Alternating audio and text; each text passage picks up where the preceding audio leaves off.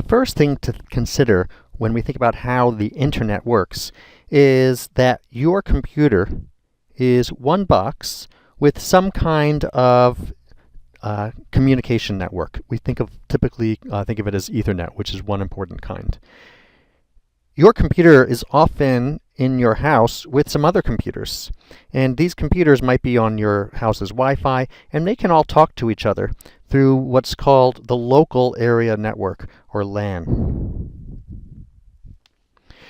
You get internet service through a company. It might be Verizon or Comcast or AT&T or somebody else, and they are your ISP, your internet service provider. And so you connect from your house to this company, right, through, might be files, through fiber optics, might be through wireless, might be through cable, could be any kind of things. There's going to be some kind of little box that enables you to connect to their network, some kind of router of some kind. And the ISP then hooks up to these really heavy-duty backbones of the internet, which are basically just like your local networks, but a lot heavier duty, meaning they can handle much more bandwidth, they can handle more data, and can go much faster. And of course, you're not the only one that this ISP serves. There are many, many other houses and businesses and other places, right, served by your ISP. Right? University of Maryland acts a lot like an ISP because it has its own network with lots and lots of computers on the network. But the point of this is that each of the computers on a local network can talk to each other without going out to the rest of the world.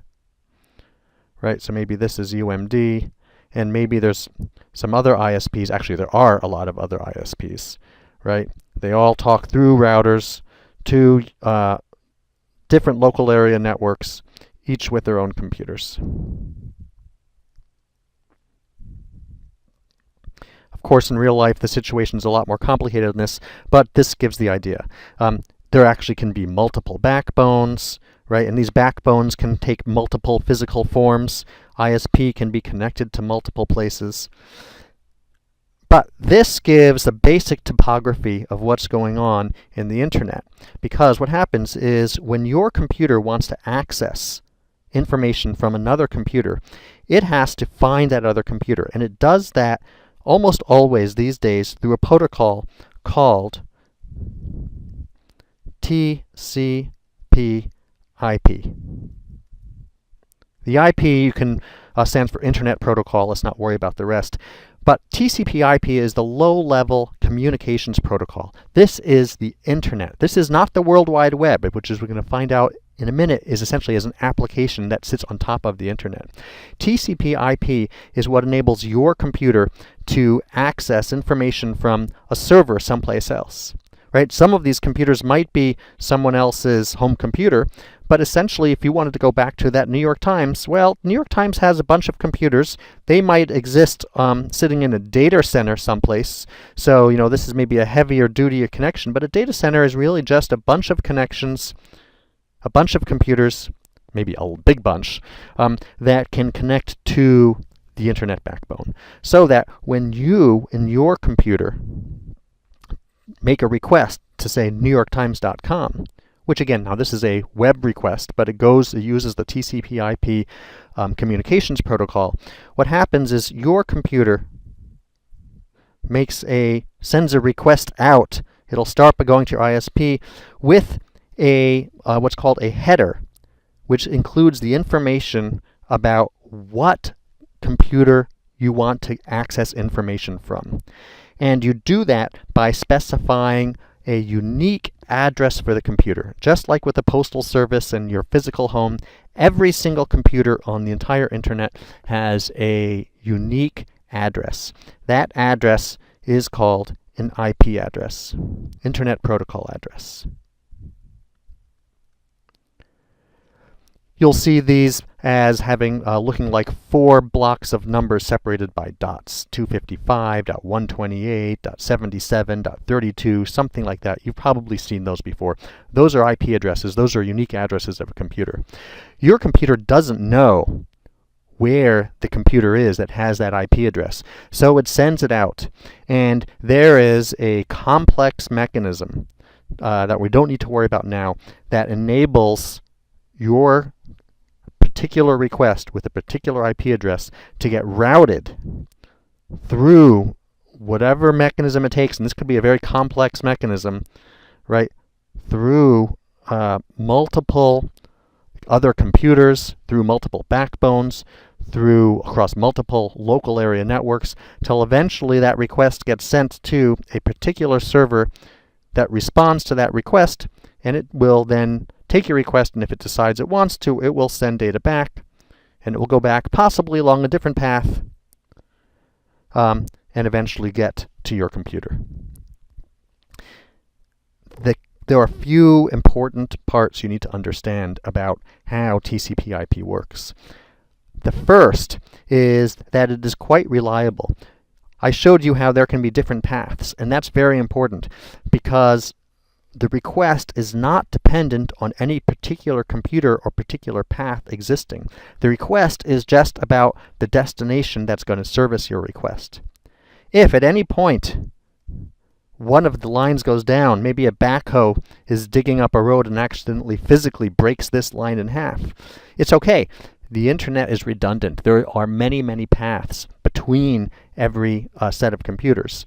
And so if one path gets broken, then that request might fail after a while. It might time out, and it'll go back to the requester, the last node that had that, and that the TCP/IP protocol is smart enough so that the request will get sent again through a different route that's open. And so even a single request might end up going through multiple routes. So the first thing is that TCP/IP is redundant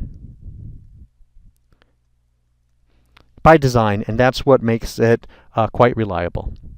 The second thing is that the TCP/IP is insecure.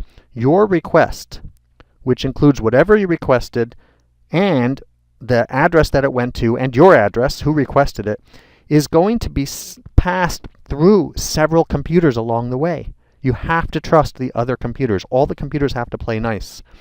Not only do we rely on the other computers to work, but the other computers can read your packet of information as it passes through your computer. Not only can it read a request, but when the information comes back from the server, all of the computers that passes through along the way also can read that request. And so TCP/IP by design is insecure. You should not be sending anything across the internet that you don't want any number of random other computers to be able to see.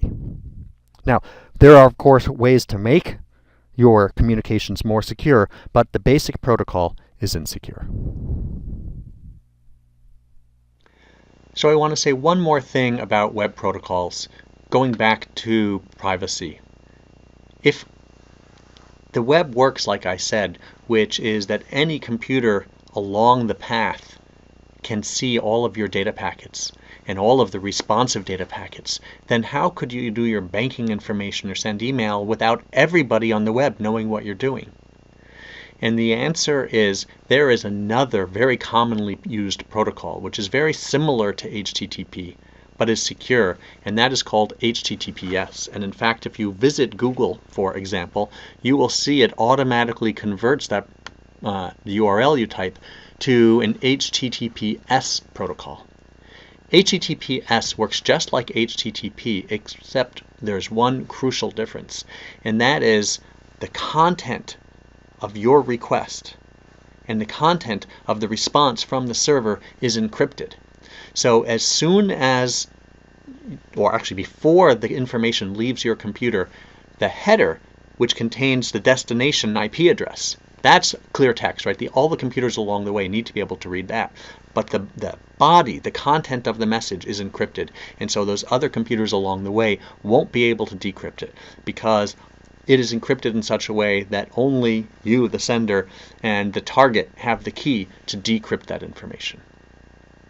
So while certainly not perfect, and these encrypted data can be broken with a significant amount of effort, they are generally secure. And if you are using a site that says HTTPS and it's got a little lock symbol, you know that at least the computers along the way are unlikely to be able to see your communication traffic.